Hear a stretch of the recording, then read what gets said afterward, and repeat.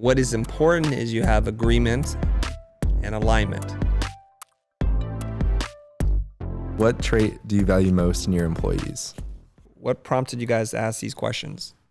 We want to move up in the company and just get better and become more valuable to the whole operation and to you. Mm-hmm. So when you think about a person, you don't have to say specifically.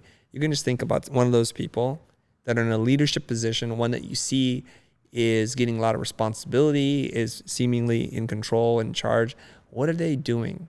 Just pick out one trait and let's test it, okay? I'm thinking about Matthew's 2 million view video. For me, the thing, I remember with Matthew a while back, we got into a bit of an argument. And I was basically just questioning him like, do you know what it takes to make a good video? How do you know this is what we should do? I mean, why are we doing this, basically? Yeah. You're saying that he was speaking from a position of authority without having evidence of such authority, and that made you a little reluctant to listen to what he had to say. And then now he has definite proof that he can make a 2 million viewed video, and so you may listen to him a little bit more carefully.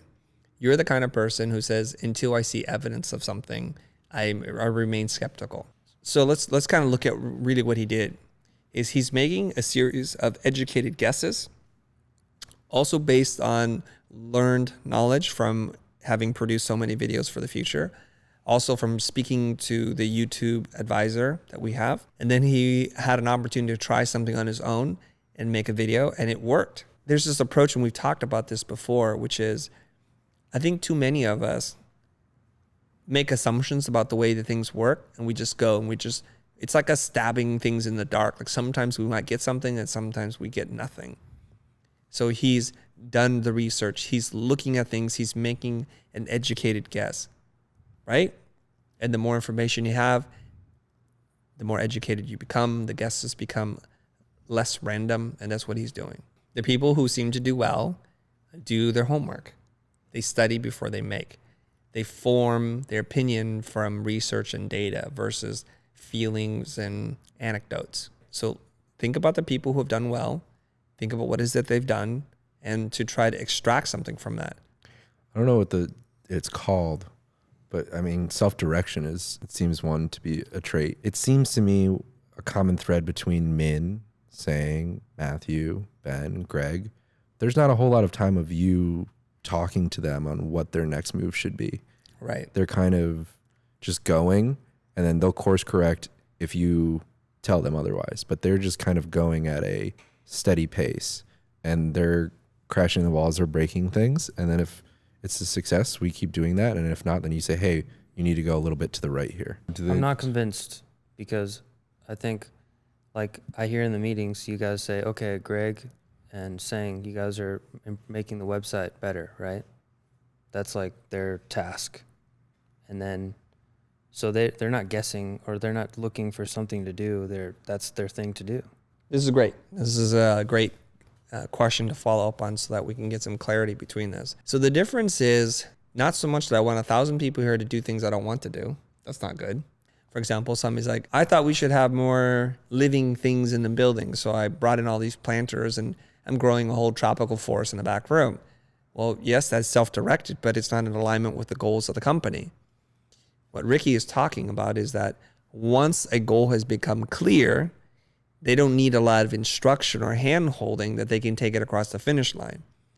So if the communication to Greg and Sang is improve the user experience of the website, they don't just go make anything. They have follow-up conversations with me and to say, like, here's our observations. Are these in alignment with your goals? What do we have to have on the site, and what can we live without? And then they go back to work, and they're checking in from time, and they go back to work.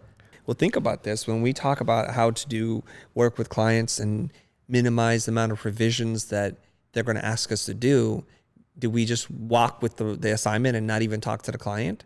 No, we have to understand what their goals are, how they measure success.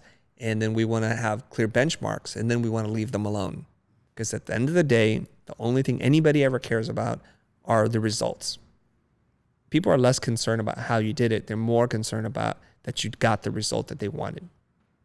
Okay? So are we clear there? You have to have some direction and alignment of goals. It has to be clear. Milestones are set up, and then you go to work. The one that I thought of, which is one that you mentioned constantly or bring up, is thinking 5 steps ahead. Right. It's very good. And this directly ties into what we just talked about, in that if I say I want you to increase the traffic or conversion to the website, you say, fine, I got it. So then you start to think like, what are the next 5 steps I have to take? But if you go back to me, it's like, so what do I need to do? And I say, oh, go on Google and search this. And then, so what's the next step? You see, like, you're not thinking of any steps. So the more steps that you can anticipate, the greater your value becomes to whoever you're working with or for.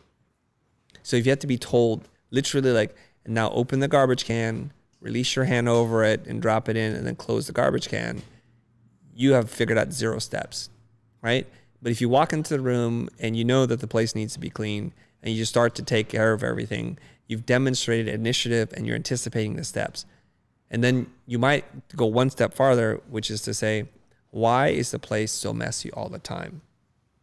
And then you implement a new policy or a new idea, and it's because the trash receptacle gets too full, so nobody knows where to put the trash. So we can either buy a bigger trash can, or we can have it emptied more often, or something like that. And that's the root cause. So that's anticipating steps. That makes you valuable. Notice that all these traits seem to start with a broad directive that comes down from you, the boss. Like in your example just now, clean this place. That's the directive. What is important is you have agreement and alignment. Okay? So let's say tomorrow you come to me and it's like, I think I have an idea on how to create a video that's going to go viral. That I've been studying Matthew's video and why he got to 2 million views. And then you come to me or Matthew and say, I think I can do this in 2 weeks with 2 people and spend $500.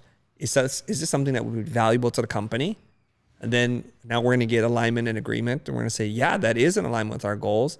And you could have 4 days instead of 5 days to do it. And you say, I can do it. I'm going to go do it then.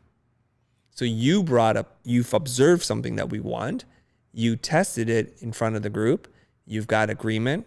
You move forward.